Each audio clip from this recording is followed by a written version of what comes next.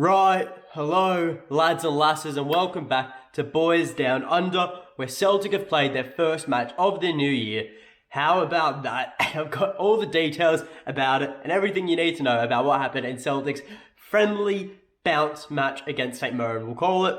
Before we go any further though, please remember to like the video and subscribe to the channel. It's the best way to help support the channel grow, and I'll be forever appreciative of you guys if you help did that.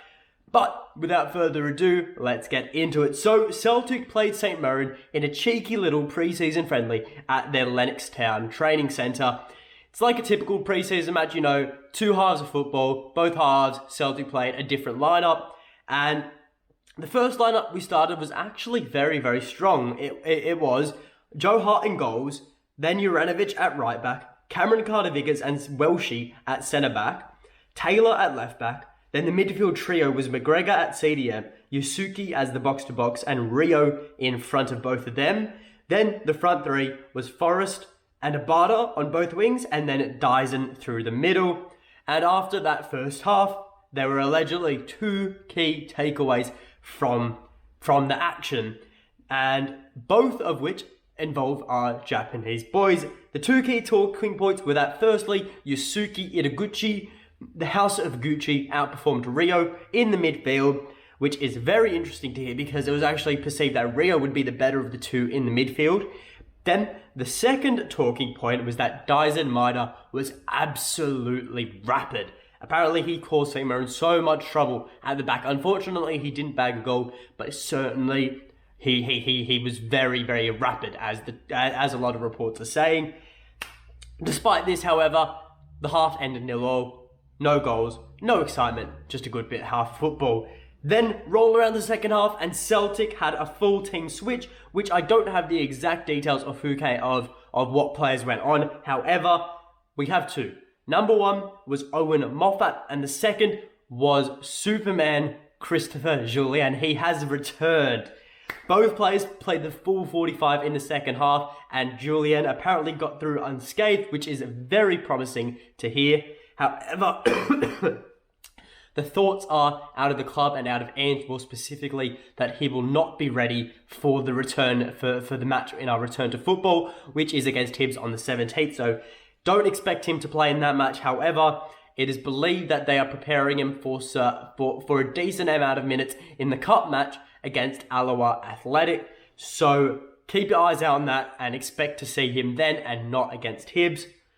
Moffat, he also played the full 45. A lot of reports went out that he actually scored a winner in a 1-0 win. However, there's a lot more credible sources reporting that the match actually ended 0-0. So believe what you will. It's a 50. I think it's kind of a coin flip. We either ended 0-0 the match or Moffat scored a winner. We'll have to wait and see if anything else comes out about that. But regardless, he did still play well. Some notable misses, however, from the match include Kyogo, Jota, Nia Baton, Karamoko Dembele, and Carl Starfelt. Obviously, both Kyogo and Jota, as we all know, are still recovering from their respective hamstring injuries. Nia Baton, not too sure what happened there. Probably just an Ange not wanting to risk him. Probably the same situation with Carl Starfelt, and Ange not wanting to risk him, which is fair enough. We don't need any more injuries. We've had our bad run of injuries. Let's have a good run of positive health. Then Karamoko, obviously he has not reached the stage in his rehab yet where he should be performing in proper 45-minute matches. So that is obviously, I think, what's happening there. But hopefully we'll be able to see Karamoko in action very, very soon.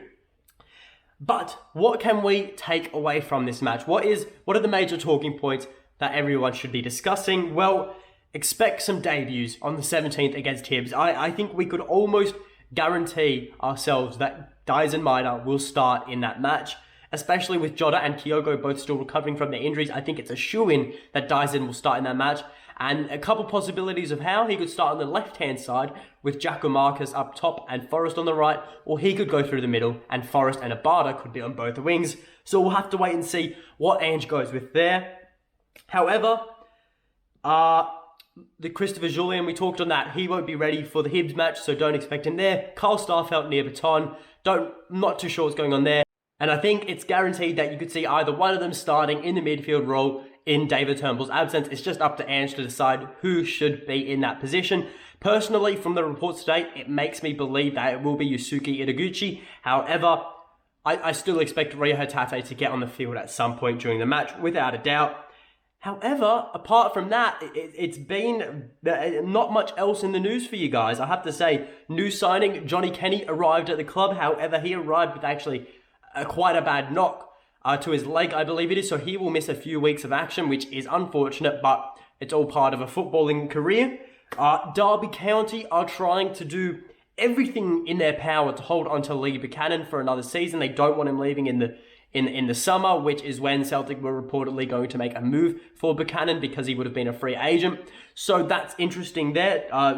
Wayne Rooney obviously really favours Lee Buchanan. So have to wait and see what happens there. We have a new under-18s coach in Stuart McLaren.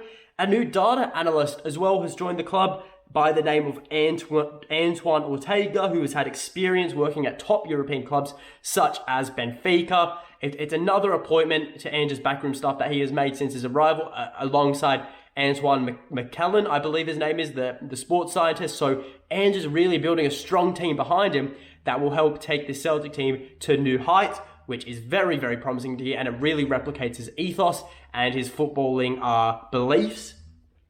There's also reports going around in Algeria that Celtic are interested in Algerian central midfielder Ahmed Kendouchi, who currently plays for ES Sétif in the Saudi Arabian League, I believe it is.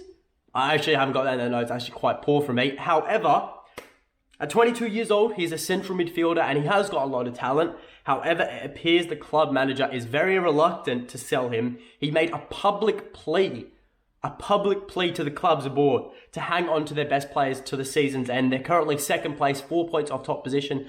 Obviously, he thinks they can win the league, and obviously he believes Ahmed Kendouchi is a crucial player to their season. So it's going to be interesting to see whether these rumours come to any fruition or become more concrete. However, I don't really see it happening. However, what I do think these rumours are suggesting is that it shows a desire from Ange to look into untapped markets to find players who can really bolster our squad, especially with now the news that Riley McGree has gone to Middlesbrough.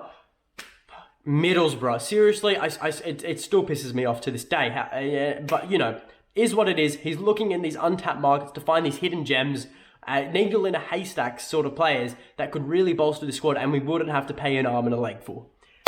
But that is all from me. So leave in the comments below what you think about Jullien's return. Would you want to see him back in the starting lineup sooner rather than, I don't know. Leave in the comments whatever you want, guys.